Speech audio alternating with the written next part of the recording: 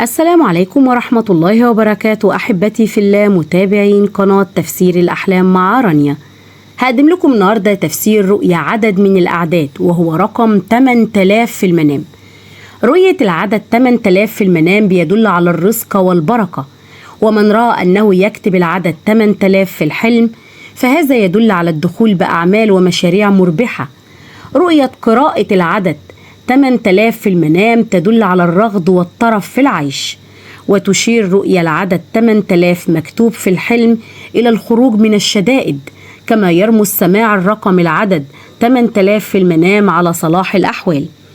استلام مبلغ مالي بقيمة 8000 في المنام يدل على تحقيق المكاسب والأرباح.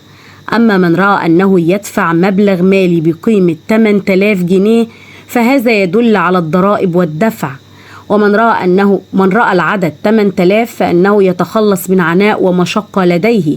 فرؤية رقم 8000 في المنام هو دلالة على كثرة الخيرات والنعم ووفرتها. فرؤية رقم 8000 في المنام تعتبر من الرؤى المحمودة والتي تنذر بالخير لصاحب الرؤية.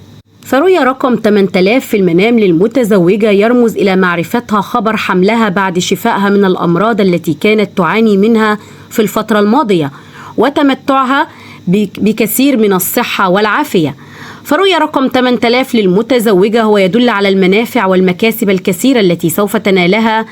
أيضا هو دلالة على حسن إدارتها للبيت والعمل والتوفيق بينهما حتى لا يتأثر طرف عن طرف آخر. أما رؤية 8000 في المنام بالنسبة للرجل فهو دلالة على الأموال الكثيرة التي سوف ينالها. أيضا هو دلالة على الخير والبركة التي تعم منزله. فرؤية رقم 8000 تشير إلى النجاح والتفوق في الحياة العملية، مما يجعلك تنال مكافأة كبيرة تعوضك عن الإرهاق والتعب. فرؤية 8000 في المنام ترمز إلى البشرى بالأنباء الجيدة التي سوف تسعد أيامك. وإلى هنا تنتهي حلقاتنا، ونلقاكم في تفسير جديد.